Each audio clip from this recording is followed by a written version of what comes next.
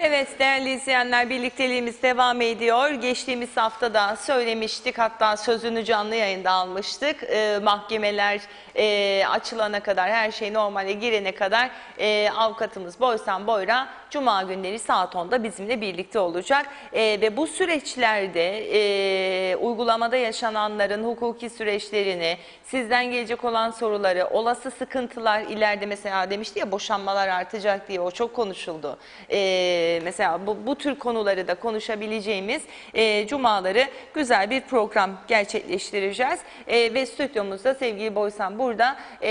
Tabii ne demiştik? Sizden gelen çok sayıda da mesaj vardı. Bu bankalar ve faiz konularıyla ilgili çekler vardı. Bunları konuşacağız. Sosyal medyada Facebook, Twitter ve benzeri diğer sosyal mecralarda hakaretler, iftiralar, yalan yanlış haberler ve söylemler gırla dolu. Peki bilişim yasası yok. Bu bilişim yasası olmadığı için kimse hiçbir şey yapamaz mı? Herkes bu kadar özgür mü bu ülkede, ya da bunun adı özgürlük mü? Bunları da konuşacağız. Süremizin yettiğince. Hoş geldin. Hoş bulduk. Nasıl gidiyor? İyi gidiyor gibi. Test yaptılar mı sana? Yok. Yapmadılar. Aslında test yapmadığın sürece vaka da çıkmaz galiba, değil mi? Tabii test yapılmadıkça vaka çıkmıyor. Bence de Yatay hiç yayılım yapmasınlar. devam ediyor. Böyle iyidir. Günde 100 tane yeterlidir. Böylece hiç vaka çıkmaz. O İyi da bir şey. tartışılıyor Yani ben aslında. çok merak ediyorum gerçekten sevgili Çiğdem. Yani bizim test yapma olanağımız nedir? Malzememiz mi yok? Test yapacak eleman mı yok? Laboratuvar mı yok? Neden bu kadar az sayıda test yapıyoruz? Ben bunu merak ediyorum. Evet, sabah ben de söylüyorum. Rum tarafında binlerce, yani rakamlar hep var. 15 bin. 15 bin adamlar test Evet, yapmış. biz de günde 200 tane yapıyormuşuz.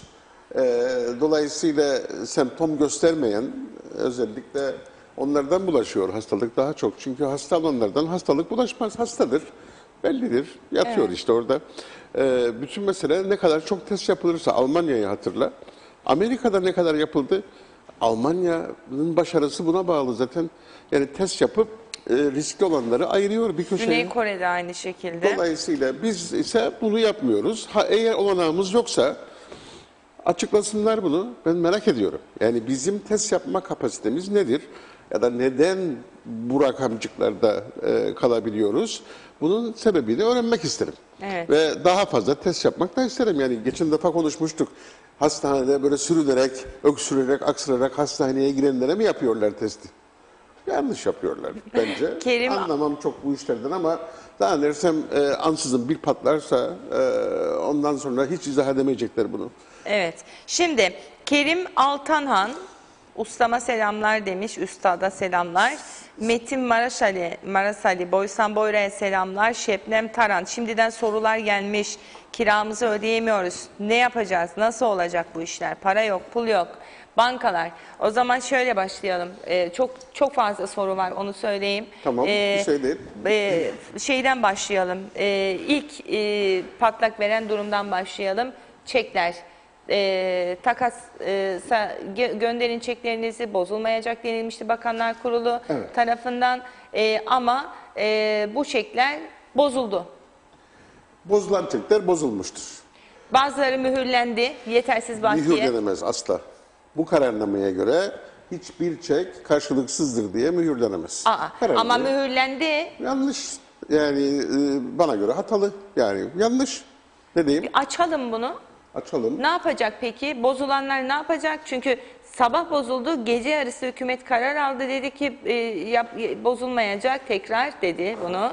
Evet. Ondan sonra bozulmadı. Tabii. Çekler diyorlar, İşte gidecek, mühürlenecek. Kanun hükmünde kararnamayı aldım geldim işte yanımdadır. Ne diyor? Bakın çok basit. Tabii bunu yapanlar, çok üzgünüm. Yani onları tahkir ederek konuşmak da istemiyorum. Biraz daha iyi bir hukuk bilgisiyle daha iyi yapılabilirdi. Örneğin şöyle denebilirdi. Hesabında limiti olmadığı için bozulamayan çekler deselerdi, bu tamamdı. Ama sen bütün çekleri aynı kategoriye koyduğunda ondan sonra çıkıp televizyonda hesabında para olup da çeki ödemeyenlere ahlaksız demeyeceksin.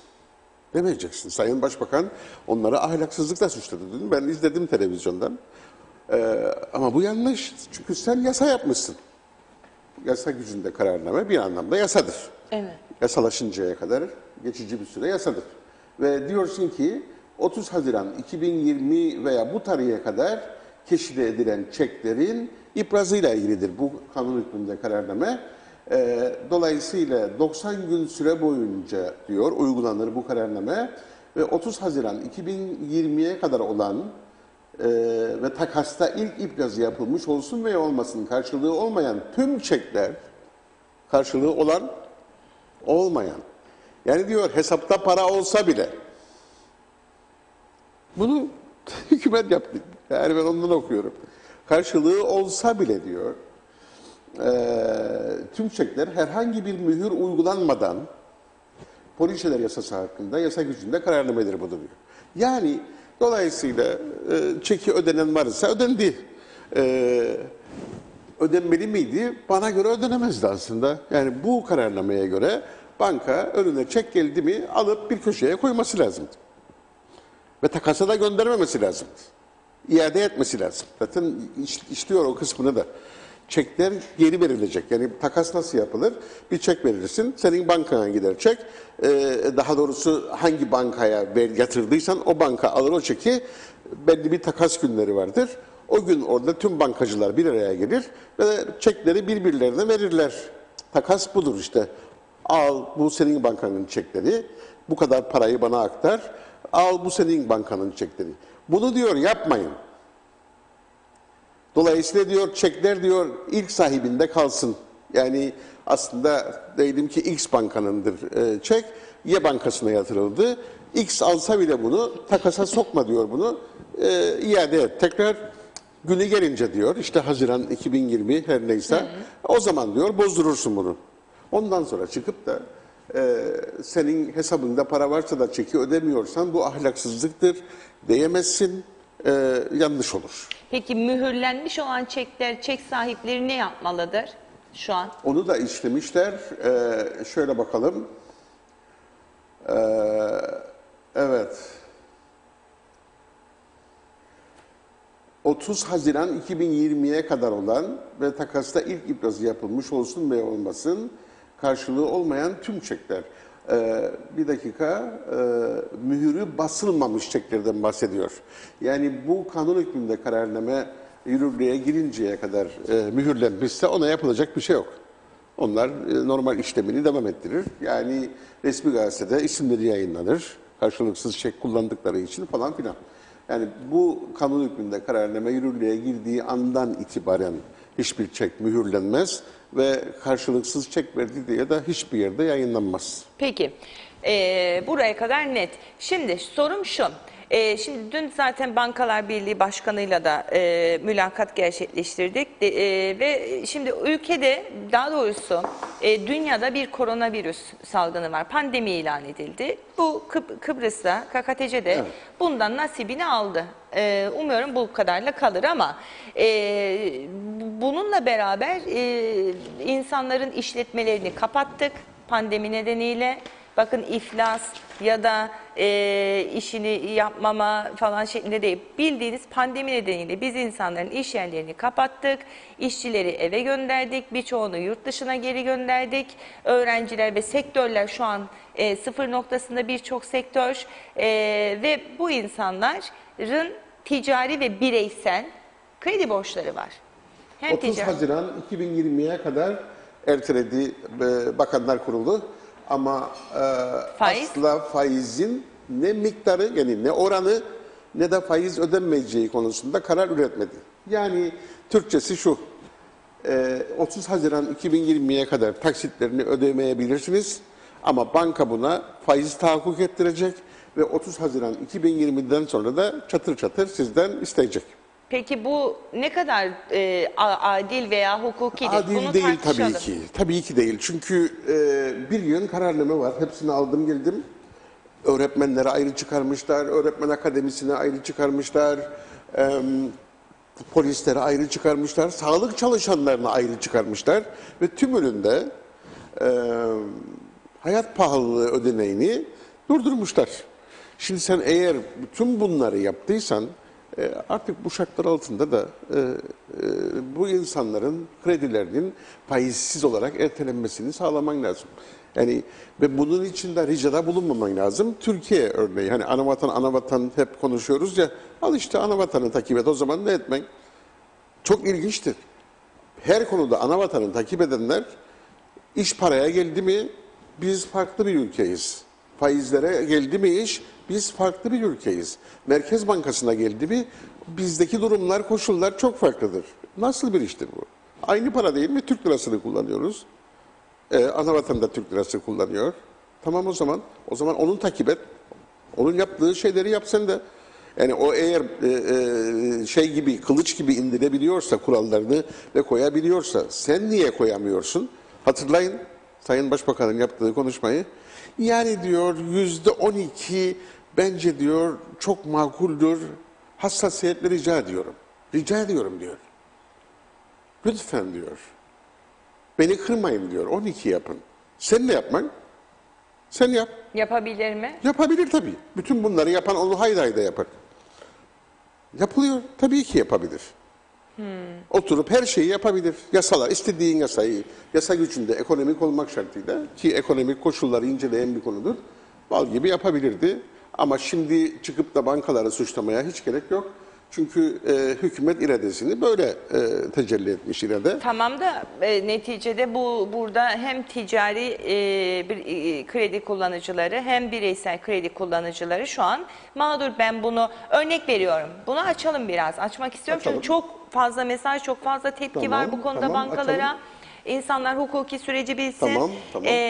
Şöyle Boysan Bey, mesela diyelim ki kendi üzerimden örnek vereyim. Çok basit örneklerle gideceğim. Herkes Sen de anlasın. mi borçlusun? Ben ödüyorum. Peki. Haydi bakalım. Şu anda ödemeyi tercih ediyorum. Şimdi diyelim ki benim bir borcum var.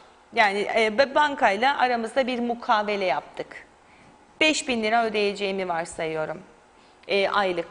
Pandemi oldu. Bu benim elimde olan bir şey değil. Bir afet bu aslında. Evet. Tamam. Ben işten de durduruldum. Ödeyemiyorsun. Ödeyemiyorum. Evde de hükümet de bana dedi, git evde otur.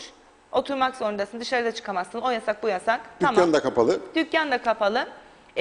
Borcumu da ötelediler. Beni mahkemeye vermeyecekler 3 ay. 3 ay seni mahkemeye Ama vermeyecekler. 3 ay sonra açtığı zaman bankalar, eğer hayat normale giderse, Bütün- 5.000 lira olan borcumu Evet. 6.300 ödeyeceğim Evet, evet. taksitimi. İyi de o aramızdaki mukavele ne olacak? Ben onu ödemek istemiyorum. Sorun olmaz. Çünkü yasa gücünde kararname onu yasallaştırmış durumda.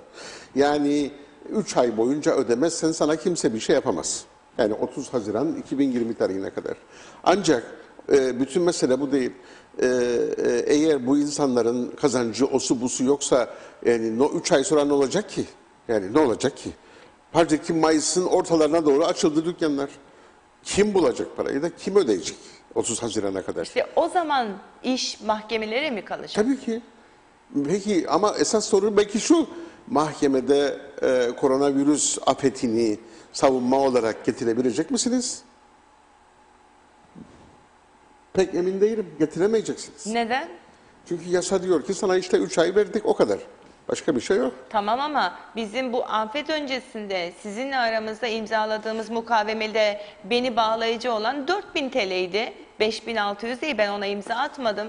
Siz buna nasıl beni zorunlu tutarsınız? Ben isteyerek Tamam ama ödememesi bir ay lazım. ödemeyince ne olurdu? Birikmiş olurdu. Yani borcunu ödememiş gibi bir işlem yapacaklar neticede. Yani neresinden bakarsan bak sevgili Çiğdem, bu kararname doğru bir kararname değil. Halkı düşünen bir kararname de değil. Hiçbir şekilde yani. Ne yapılması gerekiyordu? Şimdi ancak bir açılım yapmamız lazım. Açalım.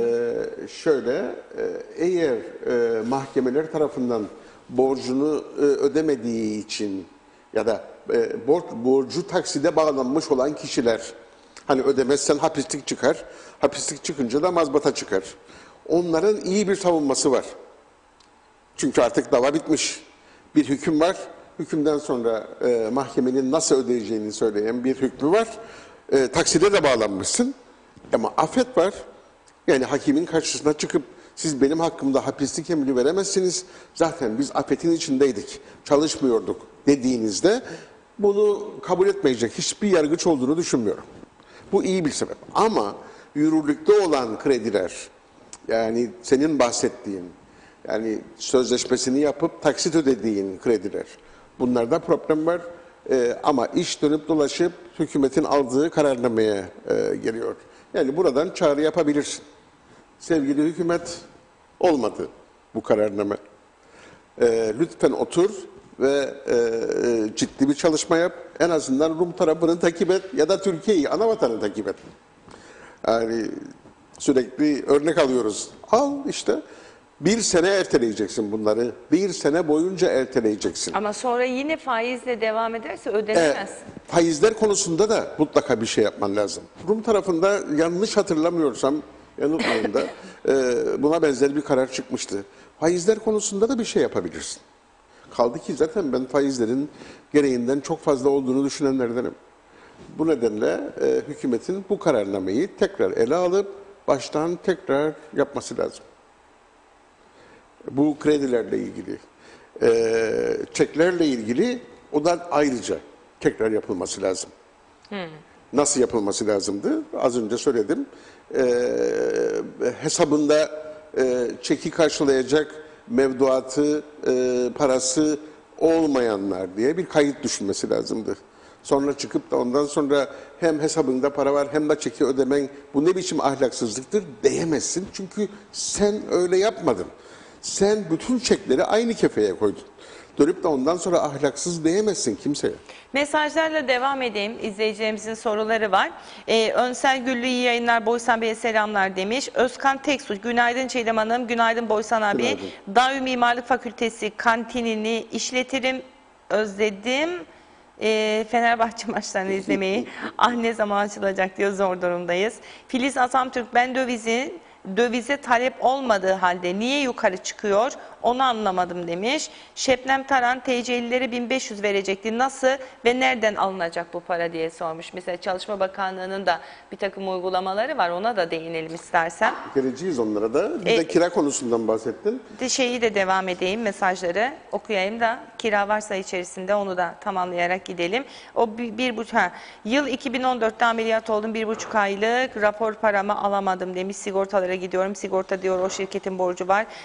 Mahkemelik diyor ve o şirket yıllarca aynı şirketi devam ettirdi. Ve bir sürü malı mülkü var. Devlet yapan, kalkındıran vergidir. Vergisini ödemeyenlerden bu KKTC bu duruma düşmüştür. Nasıl olsa TC para gönderiyor. Düşünceler var. Bu ülkede saygılar sunarım. Necmi Türen, günaydın Çiğdem Hanım. Türkiye Cumhuriyeti'nde faizsiz ertelenen kuruş kredi kartı yoktur demiş. Hasan Nihat Erduran, bankaların ticari riski var mıdır? Boysan Bey demiş. Kemal Colayır, banka 3 ay öteliyor borcu ama faiz almaya devam ediyor. Ben pandemi olmasaydı bu borcumu ödeyecektim. Sanki beni kötü niyetlilermiş gibi yerine koyuyor demiş. Bu da bizim sorunumuz değil demiş. Hikmet Ceylan, ev kiraları nasıl olacak, nasıl ödenecek diyor. Evet, yani bir kere yasalar yürürlükte ve yasa diyor ki bir kişi eğer kirasını ödemiyorsa mal sahibi ona bir ihbar gönderir, sözleşmeyi fesheder, yürürlükteyse hala daha sözleşme ve kirayı ödemediği için tahliye davası açar. Bakıyorum buna alınan herhangi bir tedbir yok. Alabilirler miydi? Evet, alabilirlerdi. Herhangi bir yasanın içine girip onun da koşulları var. Ekonomik konularda ivedilik varsa diye bir anayasanın 112. maddesi ekonomik konularda ivedilik var. Kiralar direkt olarak ekonomiyi ilgilendiren bir konu. Girip bu yasayı yani ilgili yasaları ve sözleşmeler yasasını ve 1781 kira denetim yasasını değiştirebilirdin.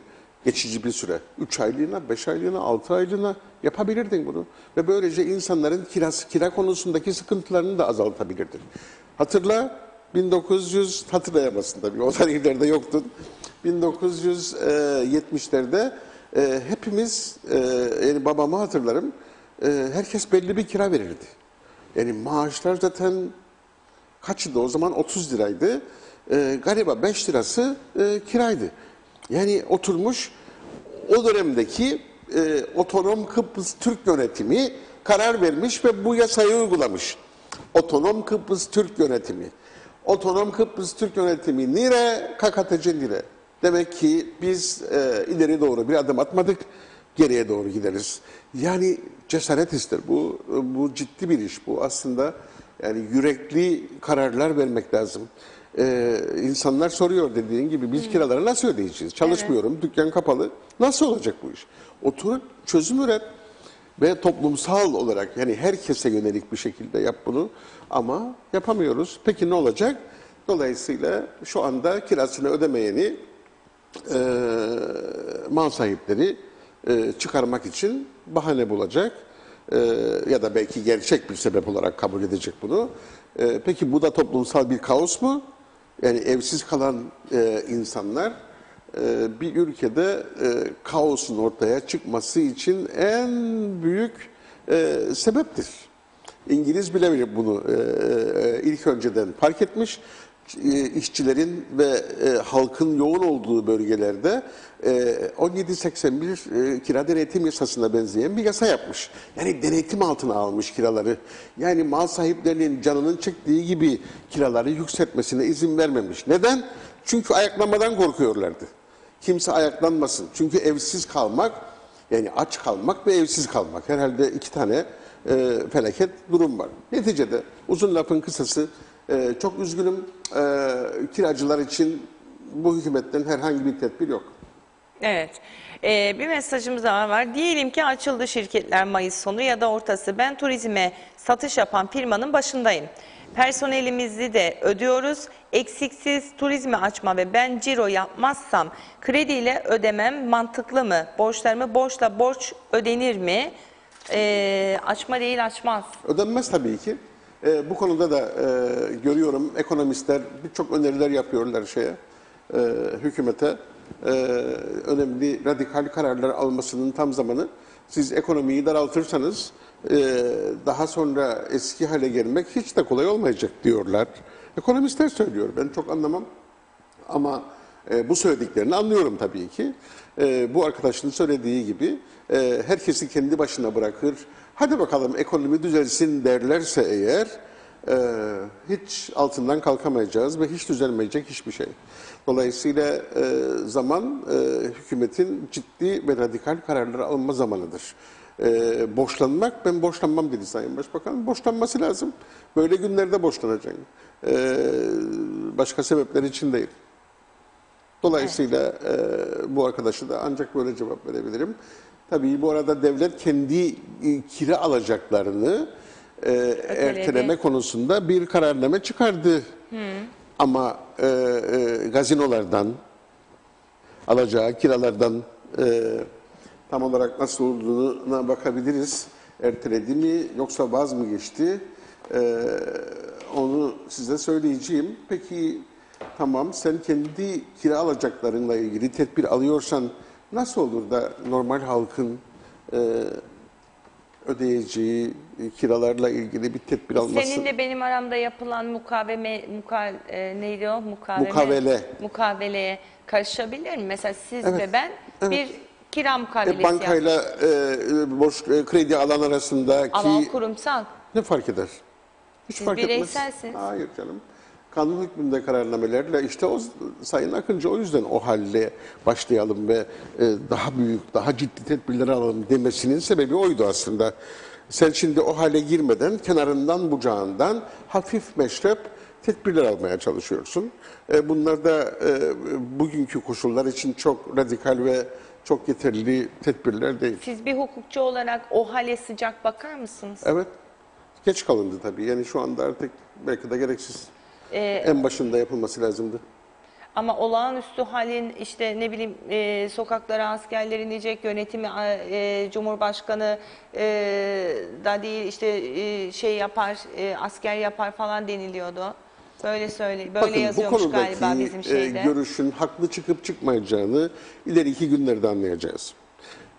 Eğer gerçekten bugün izlediğimiz rakamlar doğruysa... Ne yazar yani? O hal nedir? Biz nasıl o hal olur? Bulmam lazım sana yasayı tamam, ki konuşalım o hal hakkında. Çok şeker bir şey değil. Yani bugünkü koşullardan daha farklı çok ekstrem bir farkı yok. Ama onu sana bulup gelecek Önümüzdeki hafta istersen tamam, önümüzdeki yaparız hafta onu. konuşalım. Yani bence de şu anda o hal ilan edilmeli miydi, edilmemeli miydi? Bir ön sezi olarak bunu ben söyledim ama bilmiyorum. Yani tam bilmiyorum. Bunu ancak önümüzdeki 2 hafta sonra yani Nisan'ın sonunda anlayacağız. Hatta Nisan'ın sonundan sonra dükkanlar açılmaya, çalışmalar iş hayatına geçtikten sonra ölenlerin sayısı gösterecek bize. Çünkü eğer bir kısım doktorların iddia ettiği gibi virüs semptomu göstermeyenlerin ciddi bir bulaşıcılığı olduğunu ve test yapılmadığı için de onların serseri mayınlar gibi etrafta gezdikleri doğruysa iş yerleri açılınca ölümler çoğalacak demektir. Eğer bu doğru değilse aynı seyre devam edeceğiz demektir. Eğer aynı seyre devam ediyorsak alınan karar doğrudur. O hale gitmeye gerek yoktur. Ama eğer ölümler çoğalıyor gibi bir ivme gösteriyorsa o hal konusunda hatalı bir karar alındı demektir. Yani o hale girmemekle hata yaptılar demektir. Bunu artık yaşayıp görmekten başka çaremiz yok. Kemal Colayır bir mesaj yollamış bize. Geri kalan tüm borcu yapılandırıp 3 ayda ödeyeceğin miktar kadar bir faiz uyguluyor. Hal böyle olunca en iyisi elde avuçta ne varsa onunla taksit ödemek zorunda kalacağız demiş. Doğrudur söyleyeyim. Doğrudur. Hiç gerek yok. Yani bu kararnameden halkımıza pek fayda yok. Yani borçlar ertelenmiş. Ne fark eder? Yani boşu boşuna bir faiz ödeyeceksiniz daha sonra ve kaçamayacaksınız da faiz ödemekten. O zaman faiz ödemek yerine elde avuçta ne varsa ödeyip borcunuzu kapatmakta fayda var. Evet, söylediği doğrudur. Evet, diğer mesajlarla da devam edeyim. Mesaj sayısı çok olunca birdenbire mesajlar gidebiliyor. O yüzden hızlıca okuyayım. Kenan Aksoy, Sayın Boyra'ya tamamen katılıyorum. Hükümetin 6 ay sonra açlıktan ne kadar insanların karnını doyuracağını şimdiden düşünmesi lazım. Hükümetin adadaki bütün gıdalara el koyup eşit bir dağıtım için hesap yapılması lazım. Bırakılsın bankaymış, faizmiş bunlar artık demiş. Bestami Tosun Çiğdem Hanım devlet çalışana 200 TL katkı yapacaktı. Herhalde suya düştü. 200 lira. Peki yani tam bu noktada yani sen hükümet, yani sen başbakan olsaydın Allah aşkına. Yani olmazsın da olsaydın. Evet. Bakanlar Kurulu'nu çağırıp şu yiyecekler konusunda, bu gıdalar konusunda bir fiyat belirlemesi yapamaz mıydın? Yani şöyle bir kararname düşün. Bundan sonra hellinin kilosu şu kadardır. Brokoliyi şu kadar satacaksın, patates şu kadar, soğan şu kadar. Bunun üstüne çıkanlar suç işlemiş olur ve ne bileyim ben de. Bunlar koyamaz mıydın, yapamaz mıydın bunu? Şu anda Yani çok mu zordu? yapılabilir. Çok mu zordu bunu? Neden şikayet ediyoruz ve suçluyoruz marketleri? Sordum ben Adamlar onu. istediklerini yapabilirler. Boysan Ne Bey oldu? yasa istiyormuş. Ben sordum onu. Tamam işte yap o zaman. Ne yapmak? Nasıl ya? Meclis kapalı. Bana göre bunlar çok kolay şeyler. Kanun hükmünde kararnamelerle, şunlarla bunlarla yapılabilecek şeyler. Yani dolayısıyla kalkıp da marketler fiyatları artırıyor sürekli. Ne şikayet ediyorsun? İşte hükümetten bekliyoruz bunları. Niye başaramıyorsun bunu yapmayı? Yapabilirsin, başarabilirsin. Hüseyin Salk, günaydınlar Çiğdem Hanım, günaydınlar Boysan Bey. Sayın Kudret Özersay dün yaptığı açıklamada söyledi ki burada yaşayan işçiye 1500 TL vereceğiz, yurt dışında okuyan öğrenciye de 1700 TL vereceğiz. Üzüldüm onu duyduğuma, doğrudur söylediğim. Yani bir işçinin bir öğrenciden ne farkı var ki? Yani öğrenciye üstelik ayda 1500 mü veriyor? Yok, 1700 TL ayda. Ayda 1700, işçiye de 1500 2 ayda. Değil mi? İki Yanlış ayda mı biliyorum? Hayır. Her ay mı? Her ay. Yani 2 Ben- aylık süreyle 1500. Dikkatli ol. O cümleleri bir okuyalım baştan. 2 ayda olmasın o 1500. Yok artık. Samimi söylerim. Bu da Aylık değil mi? Aylık tekrar Aylık mı o? okumuştur. Evet. Peki. Yani örneğin bu ay size 1500, önümüzdeki ay 1500. Evet, bir 2 ay öğrenci süreyle. eğitim gören, hiç gözümüz yok tabii ki, öğrenciler de çok bizim göz Yurt bebeğiyiz. dışında olan öğrencilere. Tamam, onlar da çok önemli ama ailesini geçindiren bir işçiye de yani layık görülmemeliydi bu. Ha, nereden bulurdu? Yani çok beni ilgilendiren bir kısım değil. bulacaksın. Kimse seni bu dönemde borçlanıyorsun diye suçlamaz zaten.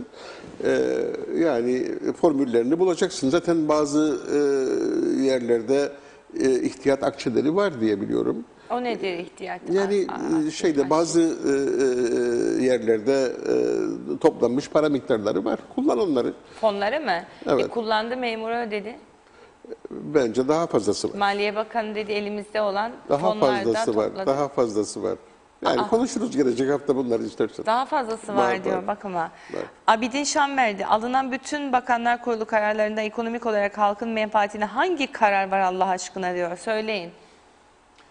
Evet, ilginç bir soru. Halkın menfaatine, yani tabii onlar halkın menfaatine olduğunu söylüyorlar. 3 ay erteledik borçlarınızı, 3 ay sonra faiziyle ödeyin dediklerinde halkın menfaatine gibi söylüyorlar. Kredi kartlarını %25 artırarak yani kredi kartı kullanabilirsiniz. Bu da bir başka kararname. Orada da halkın lehine bir çalışma var diyorlar. Gazinolara, onlara, bunlara bize ödeyecekleri kiraları şimdi ödemeyin dedik. O da halk için yapılmış gibi gözüküyor. Yani ben de katılıyorum izleyicimize. Çok fazla halk için radikal kararlar yok. Peki gelelim Çalışma ve Sosyal Güvenlik Bakanlığı'nın yaptığı bir açıklama vardı geçtiğimiz hafta. Dedi ki işçi durdurmayı yasaklıyoruz. Ben aradım öyle bir kararname var mı diye. Ve Baktınız mı? Baktım ama bulamadım öyle bir kararnameyi. Yok öyle bir kararname. Sözlü olarak söyledi, öyle mi? Sözlü olarak söylemiş. Yönetmenim de oradan bana destek veriyor. Sayın Sucuoğlu bunu sözlü olarak söylediyse çok komik bir konuşma yapmış oldu. Yani hukuken geçerli bir konuşma değil. Şöyle söyleyeyim, yani çalışan işçiyle işveren arasında bir sözleşme vardır. Yazılı veya sözlü. Genellikle yazılı çünkü sosyal sigortalara gider falan filan. Böyle bir sözleşmeyi sen kararname olmadan ve belli bir yasaya dayanarak, belli bir temel oluşturmadan işte yaptıkların burada hepsini görüyoruz, okuyoruz. Onlara benzer bir çalışma yapmadan ben yasakladım, kimse işçi çıkarmayacak demek komik bir şey. Sonra ben oradaki gazetecileri beklerdim ki bir soru sorsunlar. Peki dün işten çıkarılanlar ne olacak? Çünkü sen bunu açıklayalı, yani Mart'ın sonuna doğru açıkladın bunu. Peki dün işten çıkarılanlar için ne düşünüyorsun? Hiçbir şey. Bugün için yaptın bunu ama yaptın da bunu da yapamadın. Yani olmadı hukuken. Yani iki kişi arasındaki bir sözleşme ancak onların iddia ettiği gibi anayasanın 112. maddesi altındaki kanun hükmünde kararnamelerle zorlayabilirler. O da tartışmalıdır. Çünkü ekonomik olmayan konularda yaptılarsa kararnamelerini, mesela sokağa çıkma yasağı. Biraz sonra konuşuruz onu da. Ekonomik bir konu mu? Bana göre değil. Olmayınca sen kanun hükmünde kararnameyle nasıl kanun hükmünde kararname yapabilirsin? Emirname çıkarabilirsin yasa altında, o başka mesele. Ama kanun hükmünde kararname nasıl yapabilirsin? Üstelik sokağa çıkma yasağındaki para cezalarını kanun hükmünde kararnameyle artırıyorsun. Ekonomik değil. Değil işte. 390 TL falan galiba. Yarın ne olacak? Yani öyle endişem var ki... Rum tarafında daha pahalı Boysan Bey. O mühim değil. Önemli olan yasal olması. Yani şimdi sana diyelim ki kesecekler bir 300 lira. Ne kadar lira şimdi? 390. 390 lira kestiler. Ödemezsen ne olacak? Bir şey olmayacak. Kimse alamayacak. Dava edemeyecekler seni. Ya da dava etseler bile iyi bir müdafaa koyacaksın. Peki Bu şekilde kanun hükmünde kararnameyle ceza getirilemez diye. Peki gözaltına alınması, kişilerin tutuklanması? Onlar parayla ilgili olmayan kısımlarda olabilirdi. O da yasa değiştirerek olabilirdi. Eğer onu değiştirirlerse, gelecek hafta konuşalım. Sokağa çıkma yasağını istersen. Çünkü okumam lazım tekrar. Çok sayıda da çünkü polis denetimi var biliyorsunuz. Her gün açıklama yapılıyor. Onlar büyük bir 67 ihtimalle kişi bir ihlal kısmı verilen cezalardan sıyrılabilecekler. Eğer iyi bir müdafaa yaparlarsa mahkemelerde. Çünkü dediğim gibi ekonomik olmayan bir konuda sen 10 lira olan para cezasını ya da 5 lira olan para cezasını çıkarmışsın şu kadara, çıkaramaz diye düşünürüm. Çıkaramadığına göre de bunlar mahkemelerde iyi bir savunma teşkil edecek. Evet. Mehmet Nacar, bravo Boysan Bey, doğru söylüyor dedi. Oral Gelen. Eşim ev hanımı, merhaba bense inşaat boyacı ustasıyım. 1 aydır iş yok, çalışamıyorum. Tabii ki çalıştığım dönemde kazancımdan dolayı sosyal sigorta ve ihtiyaç sandığı yatırımlarını yapamıyorum. Şimdi biz ne sigortadan ne ihtiyaç sandığından faydalanamayacağız.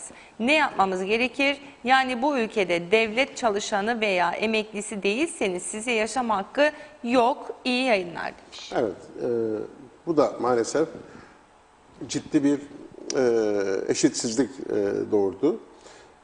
Yani sosyal sigorta kaydı olmayan ama çalıştığını kanıtlayabilen insanların da eşit bir şekilde diğer sigortalıların faydalandığı şeylerden faydalanması gerekirdi. Niye koyuyorsun ki bu şart? Yani çekleri durdurabiliyorsun, kredileri erteleyebiliyorsun. Yani bu da bir eşit olması lazımdı. Yani karşılığı olsun olmasın bütün çekler diyor. Sigortalı olsun olmasın bütün çalışanlar diyemez miydin? Diyebilirdin. Adil olmamış neticede. Yani ama yani yapacak bir şey yok. Yani bunu hükümetin oturup yeni kararnamelerle eski kararnamelerini düzeltmesi lazım. Bir hukukçuyla birlikte. Yani hukukçu arkadaşlar var. Bunları hukukçular yapmıyor mu ki acaba? Bilmiyorum. Bilmiyorum. Sadece hukuken hatalı kısımları konuşmadık bugün biz. Vicdanen, vicdanımıza uymayanları da konuştuk. Çünkü bir kısmı hukuken hatalardan bahsettim size. Örneğin çeklerle ilgili. Yani hesabında olmayanların çeklerinin mühürlenmesi durdurulur deseydin bu hatayı gösterdik. Ama öteki konuştuğumuz şeyler hep vicdani konular. Evet, Orhan, Ayşe Durgun ve Fatma Hanım'ın bir mesajı var. İkisini aktarayım. Bilişim konusuna da değinmek istiyorum çünkü. Merhabalar Boysan Bey demiş. Ben bir mahkum yakınıyım. Evet. Kaçıncıdır arıyoruz, kusura bakmayın sizi, bana diyor kaçıncıdır kusura bakmayın diye, rica ederim, bir şey değil. Lütfen diyor sorar mısınız? Geçtiğimiz günlerde cezaevinde tahliye kararları vardı. Boysan Bey geçen hafta konuşmuştu diyor. Sonra Ayşegül Hanım bir açıklama yaptı ve dedi ki bu bir af değildir. Ama hala kimse kimseyle görüşmedi. Ne olacak bizim yakınlarımızın sonu diyor. Ben Yani, biraz özetledim mesajı. Biraz uzun yazmışsınız da. Şimdi hangi suçlu tamam. vesaire Yani, onu yazmayacağım. Konuyu çok yakından incelemedim ama az çok tahmin edebilirim. İnfazla ilgili bu şartlı salıverilme yasası diye bir yasamız var. Cezanın bir kısmını çeken kişiler bir süre sonra belli bir komisyonun huzuruna çıkar. Amerikan filmlerinde gördüğün gibi. Ve eğer iyi halliyse, ki genellikle bizde çok fazla da önemli mi değil mi bilmiyorum o kısımlar, belli bir süre sonra cezanızın geriye kalan kısmını bir şekilde şartsız salıverilme koşullarına tabi kılarlar. Günün birinde tekrar suç işlerseniz size onu da çektirirler. Dolayısıyla bu koşulları yerine getirilmiş insanları bıraktılar büyük bir ihtimalle. Bir de şeyi bıraktılar. Teminata bağlanan insanlar vardı. Diyelim ki hırsızlık suçu işledi. Bırakmadılar daha. 140 kişi faydalanacak dedi Ayşegül Hanım ama henüz yürürlükte Bırakılanlar değil. olduğunu duydum. Daha doğrusu uygulamada şimdi böyle olduğunu görüyorum. Diyelim ki hırsızlık suçu işlediniz. Yargıç da dedi ki haftada bir karakola gelip imza vereceksin. Aynı zamanda 20 bin lira kefaret senedi imzalayacaksın. Ve 20 bin liralık 2 tane kefil kefaret senedi imzalayacak. Bunları yapamadın. Çünkü mahkemeler böyle bir kefilin böyle bir imza atabilmesi için de ya arabası ya evi olması gerektiğini şart koşar. Hani koçan yok, araba yok. Zaten olsaydı hırsızlık yapmazdı büyük bir ihtimalle. Her neyse. Dolayısıyla bu gibi adamları hapse koydular. Çünkü kefaret şartlarını yerine getirmemişler. Ne yaptılar? Başladılar onları tek tek almaya, mahkemeye ve kefaret şartlarını değiştirmeye başladılar.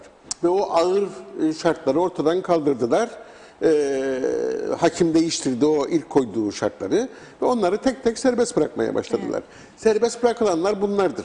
Ama bunun dışında bizim başka bir şeye ihtiyacımız var mı? Var. İşte Türkiye'de ne oldu? Şu anda tasarı meclise geldi Türkiye'de. Bir af yasası. Türkiye'de, Amerika'da, İran'da, her tarafta, Bizde de olması lazım. Ne oldu yani? güneyde yine aynı Çünkü şekilde. geçen hafta konuşmuştuk. Cezaevi koşullarında sen eğer yani inanıyor musun yani yeterli tedbirler alındığına ve gardiyanların, çalışanların ya da mahkumların iyi bakıldığına inanıyor musun? Karpaz'dan gidip gelen gardiyan var hala. Öyle mi? Dolayısıyla Görevli. ben inanmadığım için bir af yasasının da gerekli olduğunu düşünüyorum. Bu ciddi bir iştir. Ayşegül Hanım'a buradan selamlar. Evet doğrudur. Bu bir af değildir. Affı düşünmeniz lazım. Çünkü boyutları çok daha uzun sürecek olan bir şey. Yani biz sadece ön kapağı görüyoruz şimdi. İkinci sayfayı açtık. Bir roman, bekle bakalım. Bir ay sonra ne olacak, 2 ay sonra ne olacak? Dükkanı açtığında kim gelecek? Yani şu anda insanlar biri bana bulaştırır diye korkuyorlar. Bu korkuyu ortadan kaldırmanın tek sebebi yapabildiğin kadar test yapmaktı. Yapmıyorsun. O zaman hadi açtım dükkanları. Açtın. Ne olacak? Ben ertesi gün dükkana mı gideceğim? Gitmeyeceğim. Ertesi gün berbere mi gideceğim? Gitmeyeceğim. Zaten para da yok. Nereye Peki ne kadar ay sürecek benim inanmam ki evet artık Güvendesin. bulaşmayacağım ve berbere gidebilirim, lokantaya gidip yemek yiyebilirim, garsonun eliyle koyduğu çatalı alabilirim. Ne zaman olacak bu güven işi? Çok uzun bir süre sevgili Çiğdem. Çok uzun bir süre. Bu yüzden affı da düşünmeleri gerekir. Çünkü bu basit böyle bir günlük, 2 haftalık. Şimdi açmaktan bahsediyorlar değil mi? Farkında mısın? Peyderpey açacağız. Dükkanlar gelecek hafta açılıyormuş gibi. Hadi açın bakalım. Açın görelim. Açın görelim. Sizi alkışlayalım. Çok ilginç, enteresan şeyler yaşayabiliriz. Üzücü de demek istiyorum tabii ki. Her neyse. Peki, bilişim yasasına da değinelim. Evet. Öyle noktalayalım ki haftaya tekrar beraber olacağız. Şimdi akşam Reşat Bey'in bir konuşmasını dinledim. Saat 16'daki program. Sanırım. Şöyle diyordu. Bu bilişim yasasının geçmesi için elimden geleni yapacağım diyordu. Ve onu bekliyorum anlamında bir konuşmaydı bu. Neden böyle bir konuşma yapmıştı? Çünkü hakaret, iftira, sövme gibi olaylar yaşanmış. Ben de diyorum ki bilişim yasasını beklemeye gerek yok. Yani şöyle bir soru sorsam bana ve desen ki hiç bilişim yasası olmadan Facebook'ta, Twitter'da, internette ya da öteki iletişim araçlarıyla ya da telefona mesajla biri bana küfretse, hakaret etse ya da iftirada bulunsa dava açabilir miyim, açamaz mıyım? Açar mıyım? Açabilirim. Ne için? Ne ilginçti değil mi? Yani İngiliz bu yasayı 1950'lerde yaptı. İnternet var mıydı 1950'de? Allah. Telefon bile yoktu. Evlerde telefon yoktu 1950'de. Muhtarda bile yoktu. O kadar öngörülü müydü? 1950'de muhtarda telefon yoktu. Ondan sonra yavaş yavaş her köyün muhtarına, her kasabada 1-2 tane telefon gelmeye başladı. Ve o dönemde yapılan bu yasa öyle bir yasadır ki şu anda internetten, Facebook'tan, Twitter'den yapılan hakaretleri dahi dava edebilme şansı veriyor herkese. O yüzden Nedir o yasa? bileşim efendim Nedir o yasa? Haksız fiiller yasası. Haksız fiiller yasası. Evet, gelecek hafta getiririm, okuruz. Ne kadar ilginç tanımlamaları olduğunu, herhangi bir kişi bir diğerine sözle, mimikle, el kol hareketiyle hepsini kapsıyor biliyor musun? Tabii ki çok güzel bir yasadır. Düşün 1950'de yapılan yasa hala işe yarıyor. Tabii ki o yasa çıksa da iyi olurdu ama Reşat Bey'e sevgiler, o yasayı beklemeye gerek yok. Eğer iftira olduğunu düşündüğünüz bir şey varsa, hakaret olduğunu, sövme olduğunu düşündüğünüz varsa bunu dava edebilirsiniz. Aynı şekilde bunları kullanarak sövme, küfretme, iftirada bulunmayı düşünenler varsa da yapmasınlar diyorum. Yani çünkü hukuken bunların peşine düşme imkanı vardır. Peki çok teşekkür ediyoruz. Gene tabii bir sürü Boşanmaları mesajımız konuşmadık. var. Mesela Hasan Nihat Erduran dersini bugün diyor dersini çalışmadın diyor galiba. Oysa Hasan Taço'yu da çağırsaydınız Hangi diyor. konuda sınıfta kaldık? Bilmem hallaç pamuğu oldu ortalık diyor.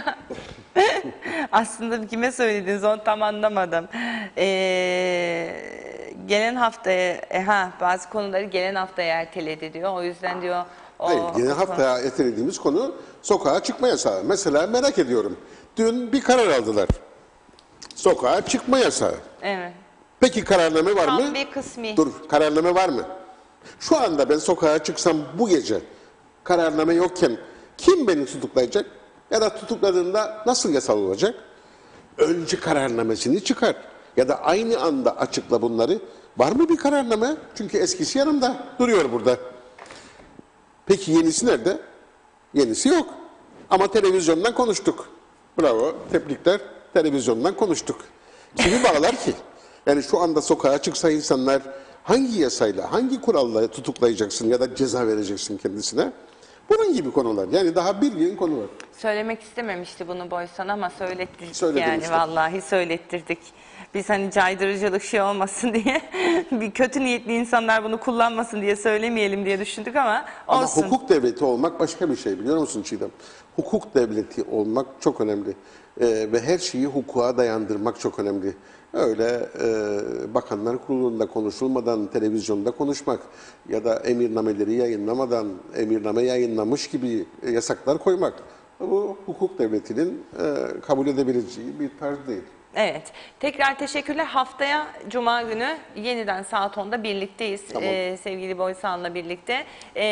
Sizler de eğer hafta içerisinde konuşma istediğiniz bir şey varsa kafanıza takılan hafta içinde bana mesaj atabilirsiniz, gönderebilirsiniz.